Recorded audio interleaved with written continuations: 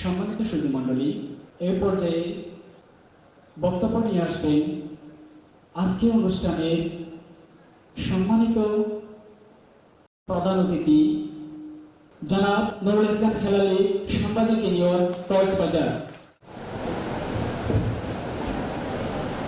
বিসমিল্লাহির রহমানির রহিম।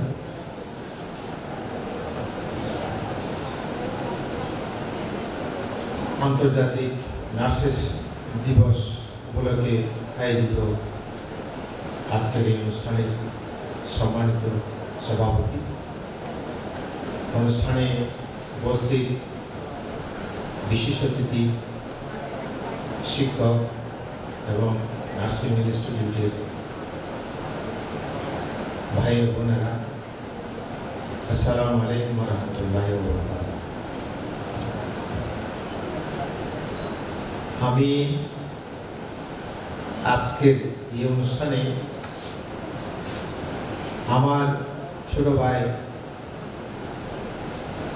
সুজন আমাকে বেশ বেশি রিকোয়েস্ট করেছেন, এই জন্য আমি আপনাদের এই অনুষ্ঠানে উপস্থিত হয়েছি। ওনাকে আমি আগে বলেছি আমার আজকে টাইট প্রোগ্রাম, আমার সাংবাদিক ইউনিয়নের 3 দিন ব্যাপী অনুষ্ঠানের আজকে সমাপনী অনুষ্ঠান, ওটা নিয়ে আমি খুবই ব্যস্ত এবং ডিসি সাহেব ওখানে আসবেন, আমাকে বারবার ফোন করতেছেন। এছাড়াও আর একটা প্রোগ্রাম আছে, তারপরেও কিন্তু এই আপনাদের নার্সিং ইনস্টিটিউটের আমি যত সব দাওয়াত পেয়েছি, আমি কোনোদিন এটা বাদ দিতে পারিনি, অথবা আন্তরিকতার কারণে আপনাদের সমস্ত অনুষ্ঠানে আমি উপস্থিত হয়ে আপনাদের কিছু বলার চেষ্টা করেছি। সেজন্য আজকেও আমি ওনার অনুরোধে এখানে আপনাদের সামনে উপস্থিত হয়েছি। এই আপনাদের এই যে নার্সিং পেশাটা, আমি মনে করি পৃথিবীতে অনেক পেশা আছে, তার মধ্যে এই নার্সিং পেশাটার চাইতে মানবিক পেশা এবং এই সেবাদান প্রতিষ্ঠান, সেবাদান আপনারা যে সেবা দিয়ে থাকেন, এটা আপনারা পৃথিবীতেও আপনারা শান্তি পেয়ে থাকেন এবং আখেরাতেও আপনারা ইনশাআল্লাহ শান্তি পেয়ে থাকবেন, এটা আমি কামনা করি।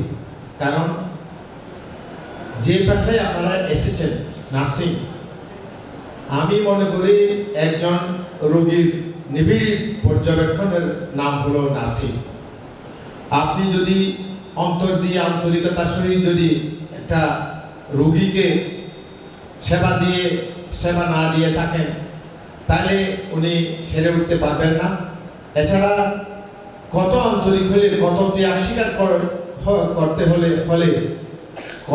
স্বীকার করতে হয়ে এই যে তাদের সাথে পতাকার ভাই, পতাকার মা, পতাকার মন, তাদেরকে আপন করে যে আপনারা সেবা দিয়ে থাকেন, এটা আমি সাংবাদিক ইউনিয়নের পক্ষ থেকে আপনাদেরকে কোটি কোটি ধন্যবাদ জানাই। কারণ এই পেশাতে যারা আসে, আমি মনে করি এই পেশাতে যে কেউ আসতে পারে না এবং এসে সফল হতে পারে না। যদি আন্তরিকভাবে আপনি এই পেশাকে ধরে নিয়ে থাকেন, এই পেশায় আপনি আসেন, আন্তরিকভাবে যদি আপনি সেবা দিয়ে থাকেন, তাহলে এই পেশাতে আপনি সাহিল করতে পারবেন। কত ত্যাগ স্বীকার করে যে রোগীকে সেবা দিতে হয়, এটা আমি বুঝি। আমি এটা অন্যভাবেও আমি এটা সবসময় আমি এই নার্সিং কথা, হসপিটালের কথা চিন্তা করলে নার্সিংয়ের কথা আমার মনে পড়ে। আরেকটি পেশা আছে, যেটা আমি লালন করি, সাংবাদিকের দিক থেকে আমি নার্সিং পেশাটা সবচেয়ে বেশি, ডাক্তারি, ইঞ্জিনিয়ারিং, সাংবাদিকতা সমস্ত কিছুকে বাদ দিয়ে যে নার্সিং পেশাটাকে আমি সবচেয়ে মহৎ পেশা বলে মনে করি। এটা এই যে দেশে এবং পৃথিবীতে বেছে বেছে যাদের ধৈর্য আছে তারাই নার্সিং পেশায় আসে। তারা ধৈর্যের সহিত একজন রোগীকে সেবা দিয়ে থাকেন, এটা কম কথা নয়। এটা স্পেশাল গুণ না থাকলে এটা কেউ পারবে না।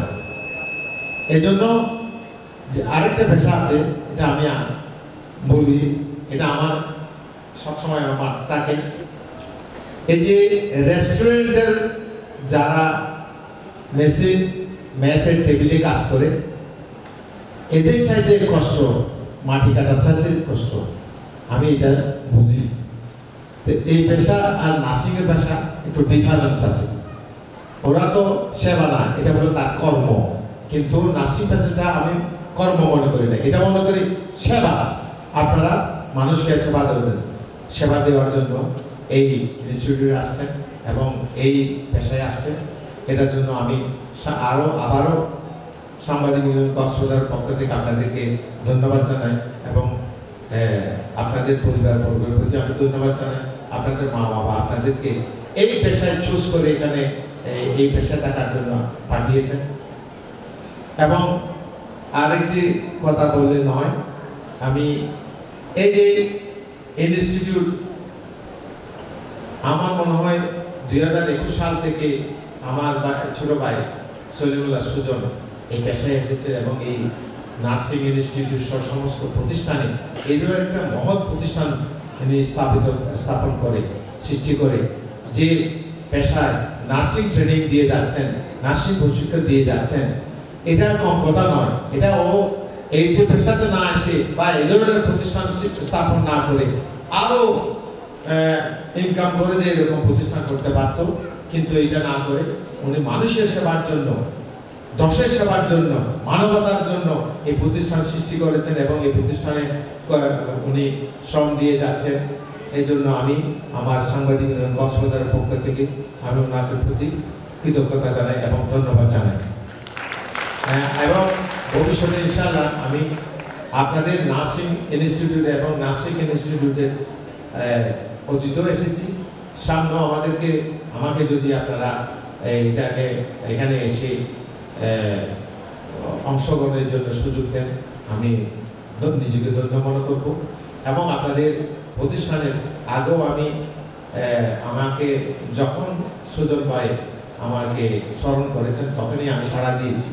আগামীতেও ইনশাআল্লাহ আপনাদের এই প্রশিক্ষণার্থী ভাই বোনেরা এবং শিক্ষক প্রতিষ্ঠাতা সহ সবাইকে ধন্যবাদ জানিয়ে এবং আগামীতে আবারও দেখা হবে এই কামনা করে আমি আমার বক্তব্য শেষ করছি। আসসালামু আলাইকুম ওয়া রাহমাতুল্লাহি ওয়া বারাকাতুহু।